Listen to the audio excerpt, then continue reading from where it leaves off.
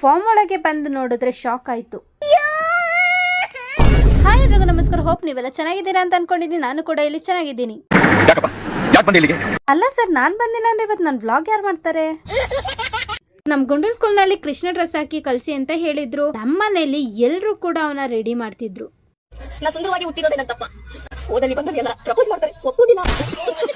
ಶ್ರೀ ಕೃಷ್ಣ ಹೇಳ್ತಾರಂತೆ, ಕಷ್ಟಪಡದೆ ಸಿಕ್ಕ ಫಲ ಎಂದಿಗೂ ಸುಖ ಕೊಡುವುದಿಲ್ಲ, ಸುಖವನ್ನು ಕಷ್ಟಪಡುವುದರಲ್ಲಿ ಹುಡುಕಿ ಅಂತ. ಇದು ಬಂದು ನಮ್ ಪುಟಾಣಿ ಕೃಷ್ಣನ ಫೈನಲ್ ಲುಕ್. ನಮ್ಗೊಂಡ ಎಲ್ರಿಗೂ ಬಾಯ್ ಹೇಳ್ತಾ, ನಾವು ಕೂಡ ಅವನಿಗೆ ಬಾಯ್ ಹೇಳ್ತಾ ಅವನ್ನ ಸ್ಕೂಲಿಗೆ ಕಳಿಸ್ತು.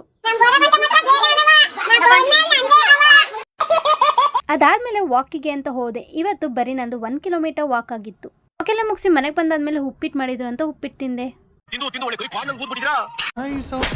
ತಿನ್ಕೊಂಡು ನಾನು ಸೀದಾ ಹೊಲದ ಕಡೆಗೆ ಹೋದೆ. ಫಾರ್ಮ್ ಒಳಗೆ ಬಂದು ನೋಡಿದ್ರೆ ಶಾಕ್ ಆಯ್ತು.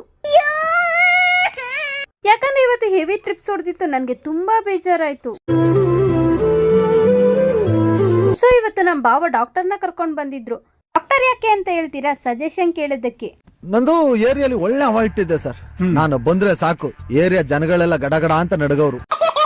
ಸಮ್ ಸೀಕ್ರೆಟ್ ಸಜೆಷನ್ ಕೊಟ್ರು. ಅದೇನು ಅಂತ ನೆಕ್ಸ್ಟ್ ವಿಡಿಯೋದಲ್ಲಿ ಹೇಳ್ತೀನಿ. ಇವತ್ತು ಟೋಟಲ್ ಲೇಬರ್ಸ್ 7 ಮೆಂಬರ್ಸ್. ಸೊ ಇವತ್ತಿನ cost 3150 plus total farm expenses 700. ಕತೆ ಇಷ್ಟೇ. ನೆಕ್ಸ್ಟ್ ಎಪಿಸೋಡ್ ಸಿಗ್ತೀನಿ. ಅಲ್ಲಿ ಗಂಟ like, share, save, follow farmers Ratna. ಬಾಯ್.